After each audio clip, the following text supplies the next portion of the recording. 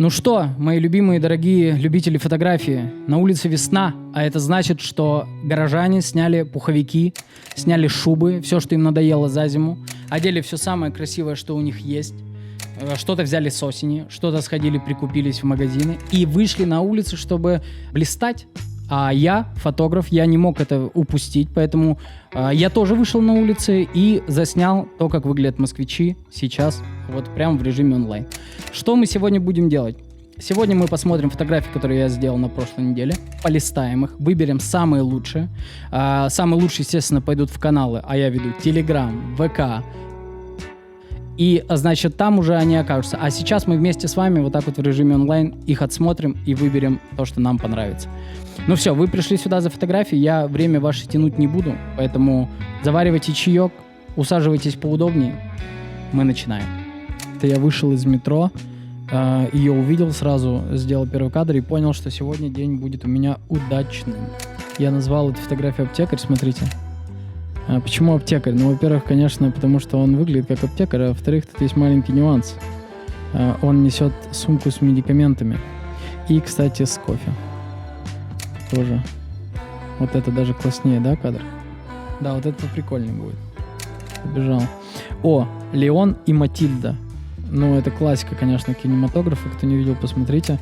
Я думаю, что они сами понимают, что они, значит, одеваются как эти персонажи и сами от этого кайфуют. Это, конечно, классно.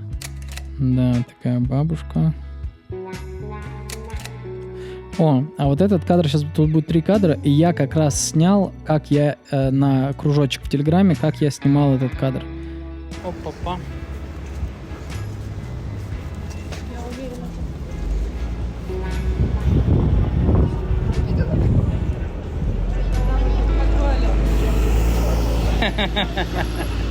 Ну вы сами все видели, как это происходит.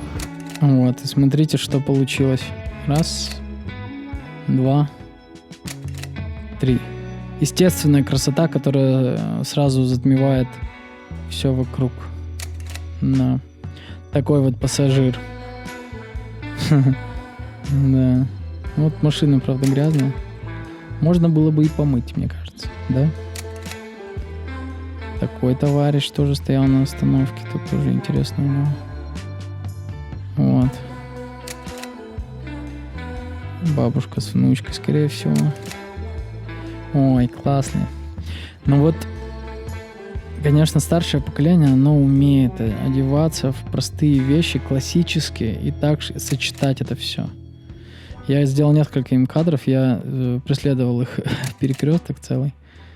Тоже вот эта фотография мне нравится. Хорошая получается. Девушку, правда, не видно. Да.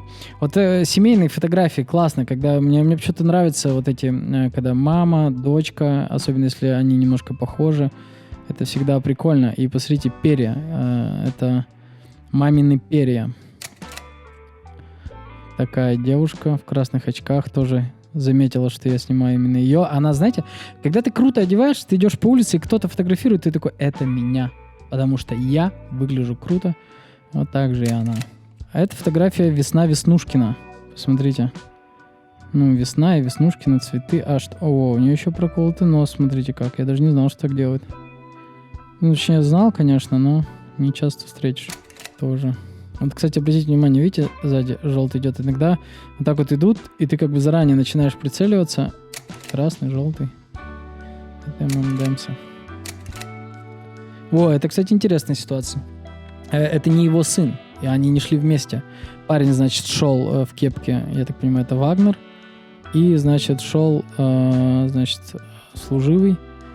И он его спрашивает, типа, ты из Вагнера? И парень растерялся, и что-то я уже не слышал, что он ему ответил. Но вот такая вот интересная ситуация. Подшутил он над ней. У отца было 3 сына, старший умный был детина. Но это, скорее всего, внук, мне кажется. Но мне нравится, когда люди похожи. И вот разные поколения, да? Тут кепка, у него другая кепка. Куртка, тут у него другая куртка. Рубашка, это, конечно, кофта. Но разные поколения очень... Вот, как бы, можем посмотреть. О, кстати, еще, значит, одно доказательство, что желтый — это тренд сезона. Значит, что вам нужно знать? Кепка на лямках — кайф. Девочка в красных очках, кайф. Кофта тоже кайф. А самое интересное, что я даже знаю, как его зовут. Его зовут Святослав. Значит, мои товарищи работают вместе с ним, и они увидели в телеграм-канале «Московский лук», который я веду. Я выложил эту фотографию, и мне написали, что они знают его. Представляете? То есть вот так вот, казалось бы, Москва огромная, а очень легко встретить кого-то знакомого, даже найти себя, возможно. Представляю, если вы бывали на Китай-городе, возможно, я уже фотографировал вас. И, возможно, вы есть либо в ВК, либо в телеге. Вот еще один кадр. Тоже мне нравится. Прикольно. Вот это получилась семейная фотография. Я не делаю фотосессии, но если бы я сделал такую фотосессию, вот стрит-фотосессию в семье, я бы ей гордился. Смотрите, троем идут в бейсболочках. Кайф. Ну, парниша, конечно. Ты чего? Класс. Вот тут интересно тоже, кстати, взгляд. Какой. Вот. Красный краповый берет.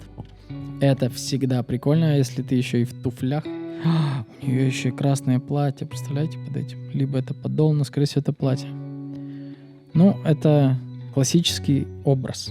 Он всегда привлекает внимание. Такая вот мадемуазель. Это бульвар Депо. Да. Ой, мне почему-то она напоминает Фрэкинбок. Почему-то, да. А это, получается, ее дочка. Дочка Фрэкинбок приехала к маме в Москву. Классный тоже. Мне нравится, когда разные слои. Очень круто одето. И то, и другое, и пятое, и десятое. Все это вместе.